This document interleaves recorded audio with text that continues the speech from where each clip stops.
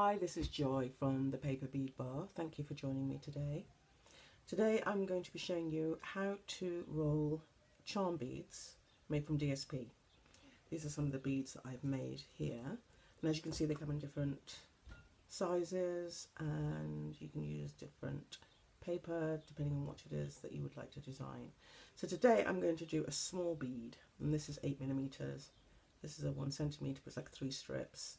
There's lots of variations and I'm going to do lots of different ones, but today we're going to focus on the 8mm bead. So the first thing you need to do is cut 2 strips of paper. So I basically am using the Botanical DSP, and thanks to the lovely Michelle from Pinkies who sent me this wonderful welcome gift, I've now got this colour chart which I absolutely love, and for someone like myself who's new and is a bit unsure about things, it is such a great aid. So for instance, on this, I can now see that this is mint macaron on Botanicals. Very exciting. Thank you, Michelle. So I've cut, using my trimmer, 2 pieces of paper. The first one I've done is 8mm wide at the top and at the bottom, so just a straight strip. The second one that I've done starts off at 8mm, but then graduates into a very narrow triangle, and you want to get it as thin as possible, so it's very thin at the very end. Then I'm going to take a knitting needle, and this one measures 5.5mm, and all that means is that's the size of the hole I'm going to get when I roll the paper using this needle. So basically I'm just going to wrap the paper around the needle and just keep rolling it until I get to the end. Now, it's great if you can stay as neat as possible and keep it centered, but it doesn't matter that much because we can fix it at the very end when we take it off the needle. This really is just to gauge the size of the hole, and I'll show you how important that is once we take it off the knitting needle. Okay, great. So there now is the hole where your core is going to go, and I usually check this time to make sure that it'll fit. Okay. That's quite good actually, a bit snug, but it's perfect. What you don't want to happen is if it's too tight, it'll push out the paper the other side. So you can see nothing's happened there, so that's fine. And then what I'm going to do is just add a little bit of glue on the end, and I've emptied out a little bit of the I forgot what it's called now.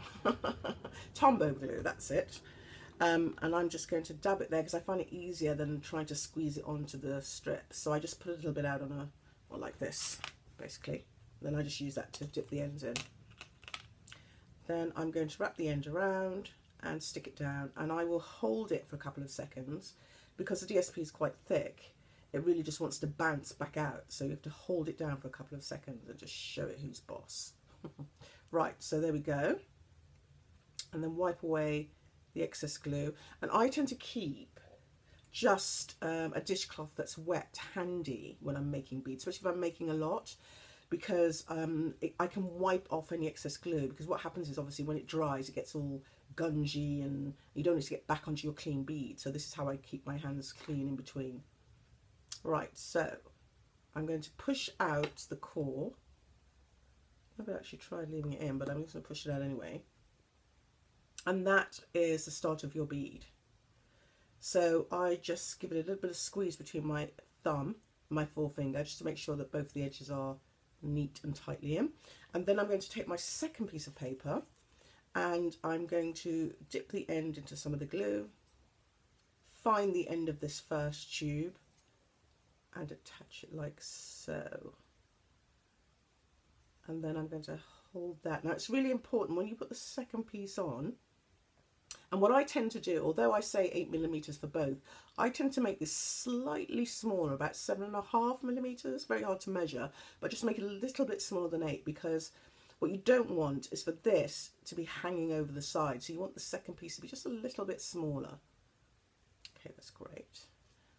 Then again, I hold it between my thumb and my forefinger, and then I start rolling the second piece around like that. And with this piece, because it's graduated, eventually it's going to get thinner and thinner, and you want that, and you want to keep that quite centered. going round and round. And I am kind of holding this quite tight because I want it to be a tight fit on top. I want it, when you look at it, to almost look like it's one piece, so you don't want it to be loose. I'm trying to keep it as centered as possible. This is the dangerous bit, because if you let go here, it's just all going to spring off, which is, it's not impossible to fix, just rather annoying. So I always tend to put my finger there, and when I've got this bit of length left, I'm going to dab that into the glue. See why I decant it? It's just much easier than trying to actually put glue on it from the bottle itself. Right, so then I'm going to wrap around this final piece. Ooh, steady girl. Now I've gone off a bit there, can you see? It's not in the centre, so I'm going to unravel it a little bit. Where's Spielberg when you need him? Cut! Okay, so we'll carry on. And then I've got it back on track now, and just take it round to the centre and hold it down a bit. There, it's not bad, a bit messy, but. And while it's in this kind of pliable stage, I'm just going to wipe my hands a little bit. You can manipulate it. So, because what you're looking for is it to be really kind of central, the line going through the middle. Do you see that? And so if it looks like it's slightly off, you can push it in or push it that side and get it right into the middle. But that's not bad, actually. Right, okay. So now what we need to do is seal the bead, because at the moment it's still just paper. So if you were to wear this like this and it was raining or you were washing up and water splashed on it, it would be ruined. So what we do now is we actually cover it again with some glue. And what I use is a mixture of 2 parts Tombow glue to 1 part water, just to dilute it a little bit. And then I put that all over the bead. Really cover it well. Doesn't matter if it gets inside, but what you don't want it to do is to clog it like that, because then you won't be able to get your core in. So just give that a bit of a clean. But you do want it to go all round the bead. And to really cover it well on the sides, a little bit inside.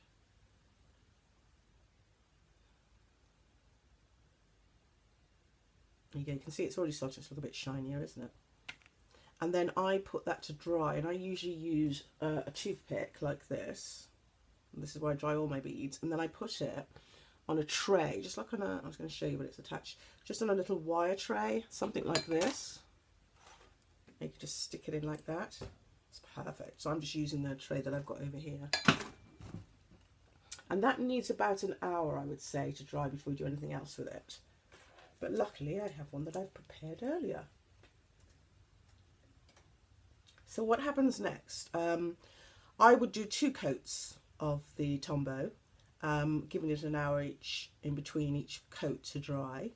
And then the next thing I do after that is I'm going to put on my varnish. And I use, there's 2 things you can do. I'm going to use Crystal Effects on one of them.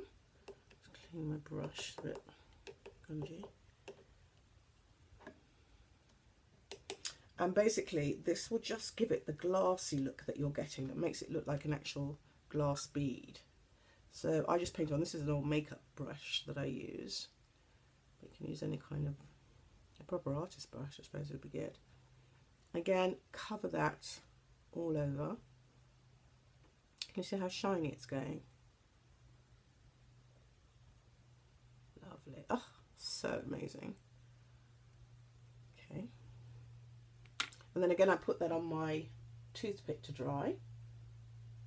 Doesn't take that long actually, the Crystal Effects, which is quite good. And then once it's dry, I give it a second coat. And then I let that dry. And then we end up with something like this. Oh, no, that's the wrong one, sorry. It's this one.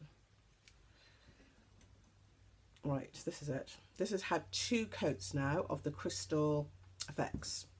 And you can see it's lovely and shiny. Really nice, and it looks like a glass bead. Isn't that beautiful? So put that to one side, and now I'm going to add the core beads.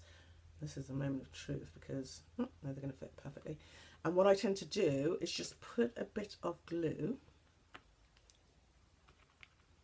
onto the core itself.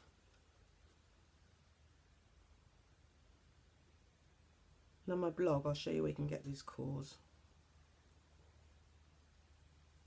And then add that to the core. Oh, perfect fit. And then same with the other one. Can you tell this is my first video? Oh gosh, I forgot to give a shout out as well. Miss Lady Petal, she was actually, she's a paper crafter, and it was her video that I came across where she showed how to make these charms with paper. So I must give her a shout out. I've just used DSP, it's just very different. So again, the cloth that I used to wipe my hand, I now use that to wipe off all the excess glue. And there you have a paper bead. How beautiful is that?